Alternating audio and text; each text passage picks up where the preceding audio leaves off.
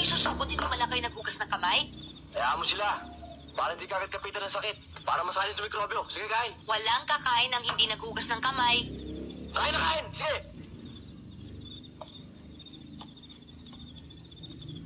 Nangiinis ka ba? Oo, bakit? Ba't mo ko ininis? Inaagaw mo kung papel sa mga bata eh. Tinatanggalan mo ako ng karapatan. Kung ano tinuturo mo. Ba't ka ba nanay? Bakit ikaw ba, tatay?